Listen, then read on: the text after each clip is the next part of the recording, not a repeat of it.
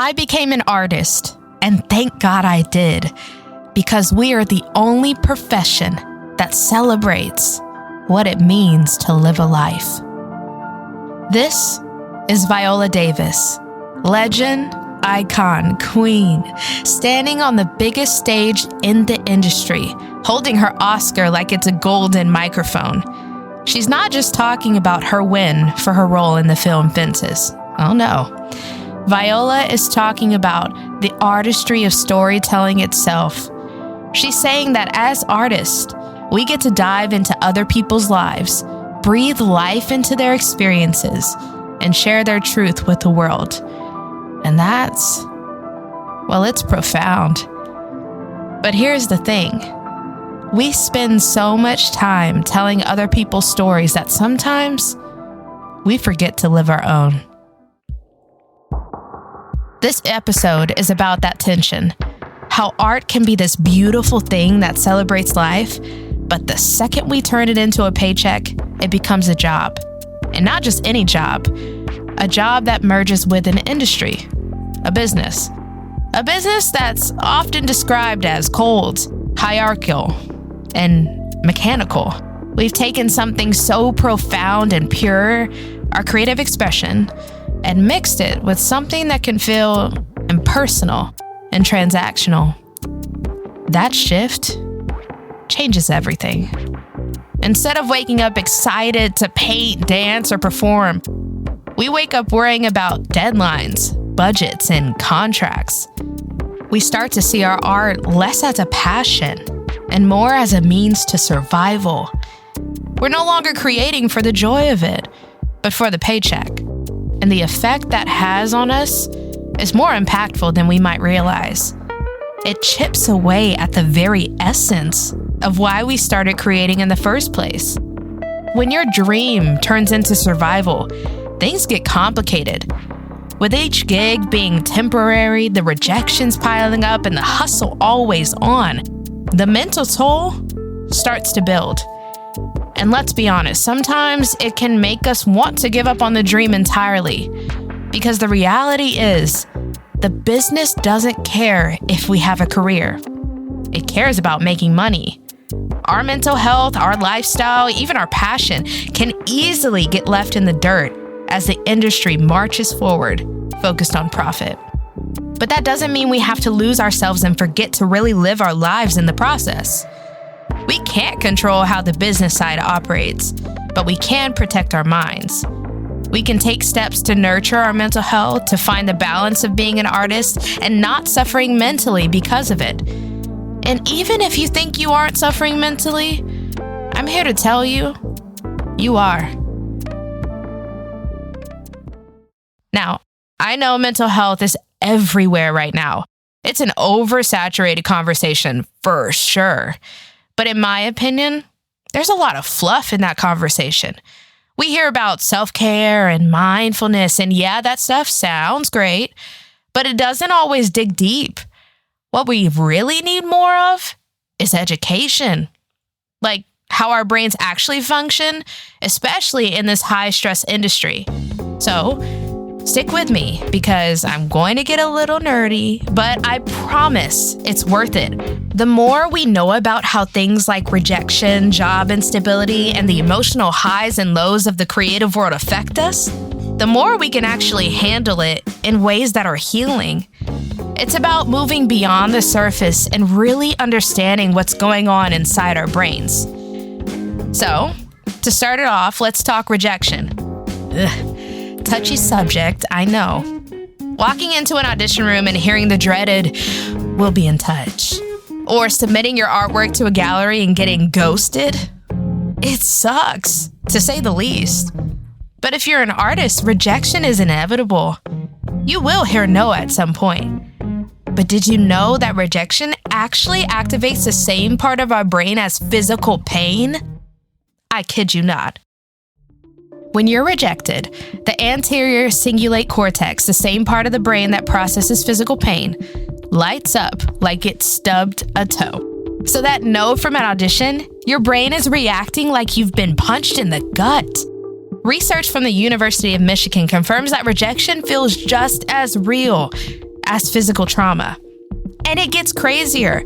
Back in the caveman days, being rejected by your tribe wasn't just embarrassing. It was a death sentence. Isolation meant you couldn't hunt, find shelter, or protect yourself. So your brain evolved to treat rejection as a threat to your survival.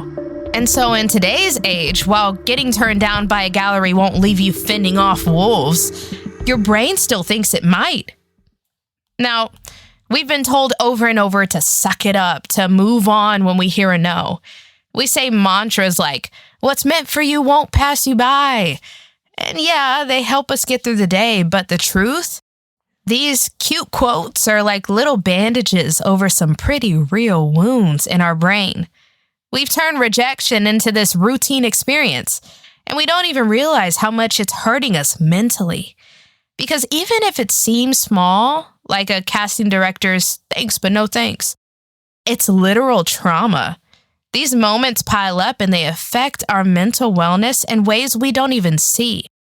Typically, this rejection comes with a side job of instability. You know exactly what I mean. There are dry seasons where you don't book anything. Then there are times when you're booking gigs left and right. It's like feast or famine. And no matter how good your season might be, eventually, you're back to square one wondering, okay, what's next? It's that constant grind of having to find the next gig. That ongoing letdown of realizing, oh, here we go again, back to the hustle. Have you ever wondered what this does to you mentally? There's a phrase I recently discovered that has completely changed my mindset towards the temporary nature of gigging. It's called reward prediction error. And let me tell you, once I learned about this, it was like a light bulb went off in my brain. But I'm getting ahead of myself. Let's talk dopamine. In short, dopamine is your brain's way of rewarding you for success or pleasure. When something rewarding happens, like booking a gig, dopamine gets released in your brain, specifically into a region called the nucleus accumbens, aka your brain's reward center. That dopamine release is what gives you that feel-good buzz. It's like your brain saying, "Hey, that felt good. Let's do more of that." It's your brain's way of reinforcing the behaviors that bring you pleasure and success. But here's the problem. When you get those dopamine hits often, say from the thrill of landing a gig, and then hit dry spells where there's little to no dopamine coming in, it messes with your brain's balance. Over time, your brain can become desensitized, meaning it needs bigger hits to feel the same excitement. This is called dopamine dysregulation, and it can lead to some serious issues like anxiety and even depression. The highs feel great, but the crashes, they hit harder because your brain starts relying on the dopamine spikes, and the lows feel unbearable. It's like emotional burnout. Your brain becomes too dependent on those highs, and when they're gone, the lows feel much more crushing. Now, back to reward prediction error. This happens when the dopamine hit we get from landing the gig doesn't live up to our expectations.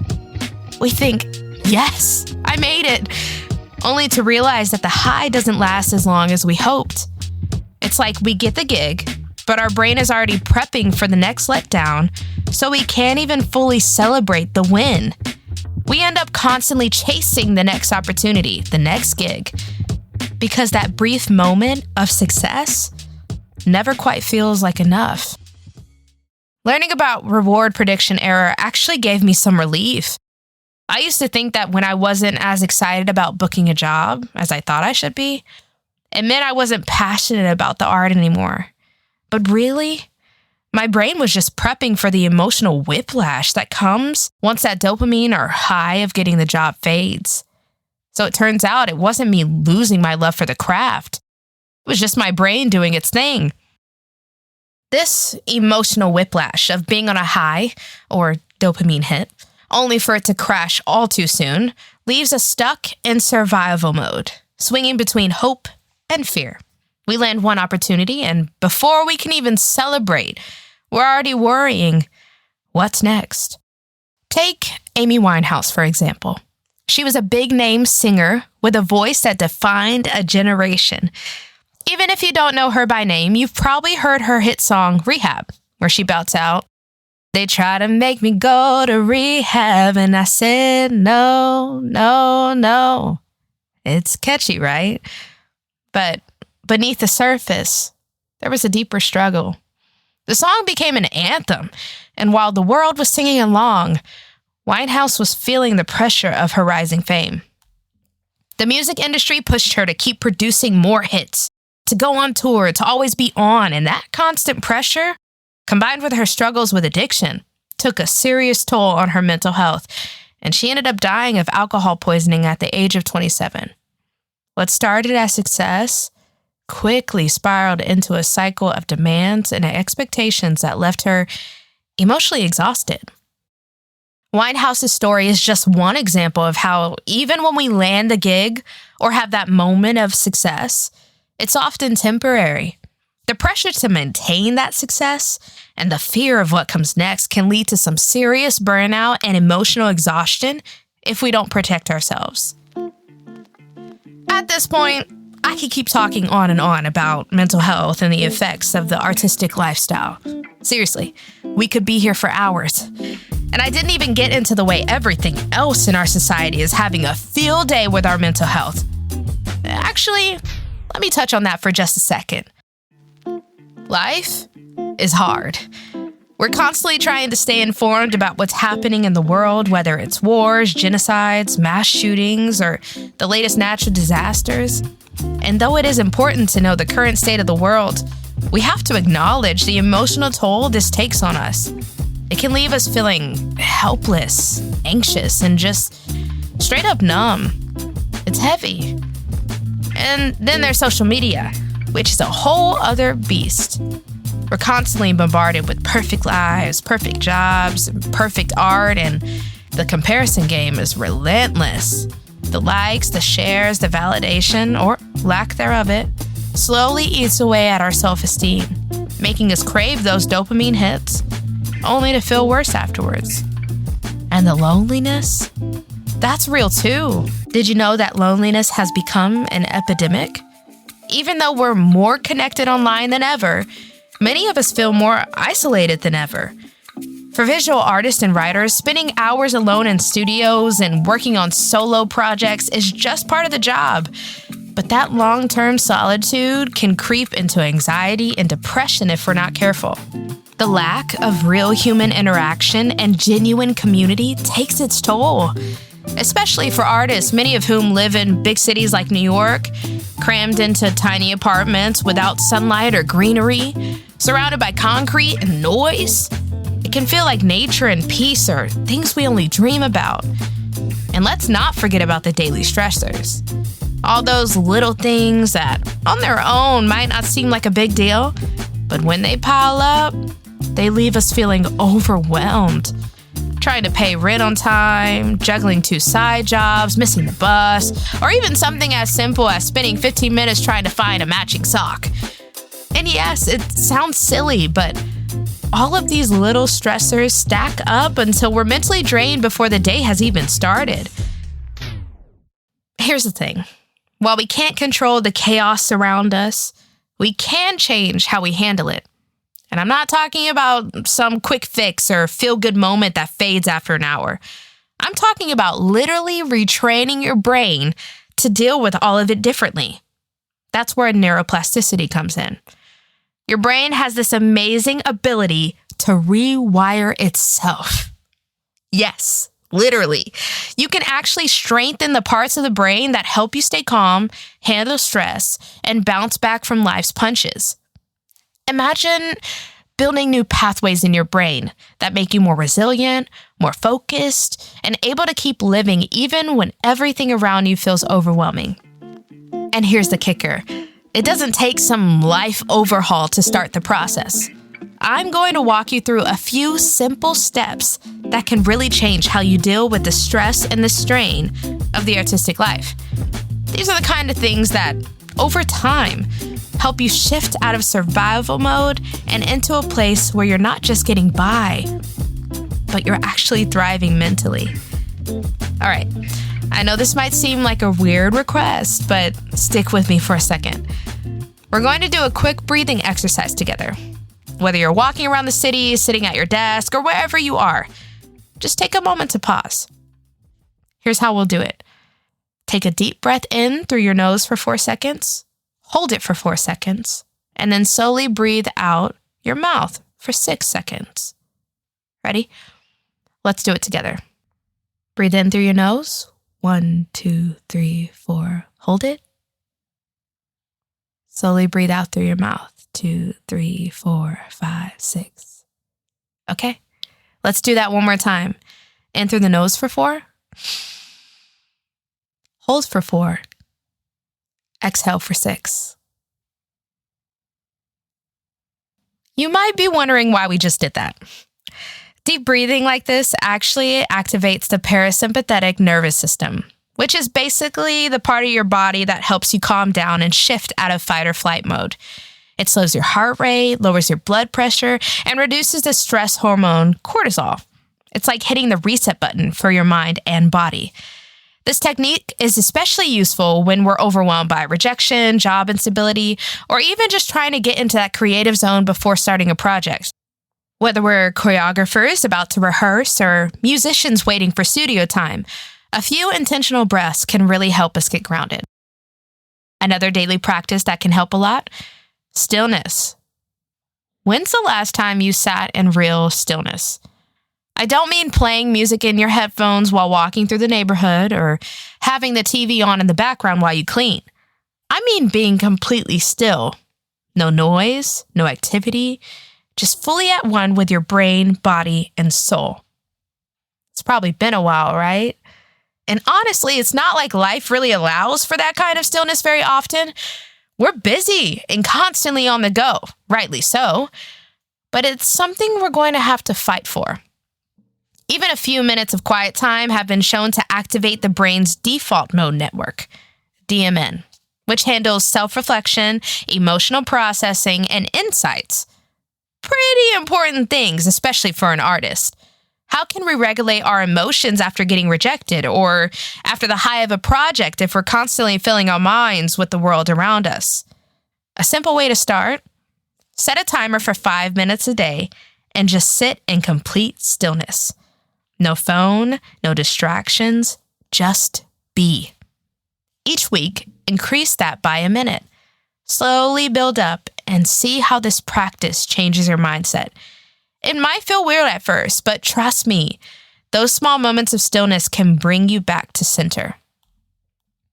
As artists, it's always easy to blur the lines between work and personal time because our creative inspiration follows us everywhere. We carry it in our minds, our bodies, even in moments that are supposed to be off the clock. But how do we clock out when our work is so deeply intertwined with who we are? Setting clear work boundaries is essential for protecting our mental health. Without them, we risk burning out or overcommitting. A couple ways to set boundaries: having dedicated work hours and creating physical boundaries. Even something as simple as having a specific spot where you work so you can mentally step away when it's time to rest. It's also important to say no to projects that don't serve your goals to avoid spreading yourself too thin. Boundaries help us protect our energy and creativity, keeping us grounded while we navigate the pressures of the artistic lifestyle. After all, rest isn't just a luxury. It's what sustains us in the long run.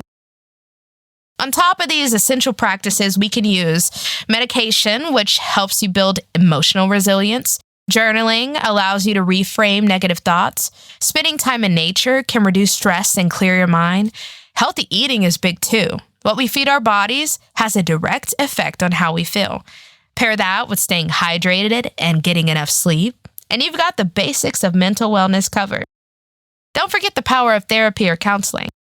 Having someone to talk to can be a game changer, especially when you're feeling overwhelmed and isolated.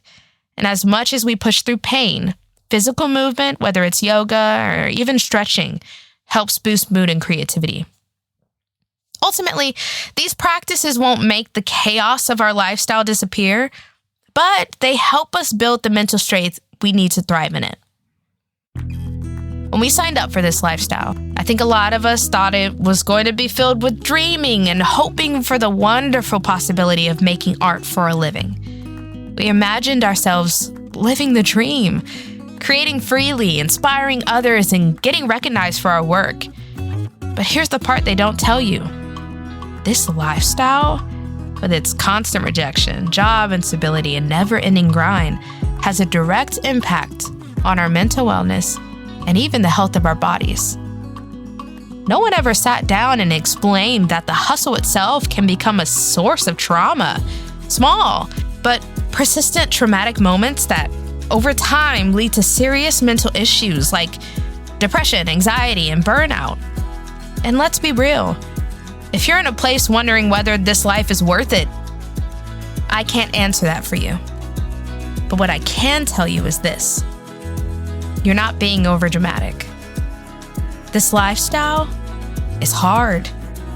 And as we've just learned, it's having a very real traumatic effect on your life, however small those moments might seem in isolation. This is just one way you suffer for art. Is it worth it? Is your dream worth the mental toll? That's something only you can decide, but I hope this episode at least gave you a little insight into what we've gotten ourselves into. I hope it helps you make that decision. On the next episode, I'll walk you through one of the biggest burdens we face as artists: money. We'll talk about the financial strain of being an artist, and I'll share some tips on how to navigate this industry a little better as you suffer for art.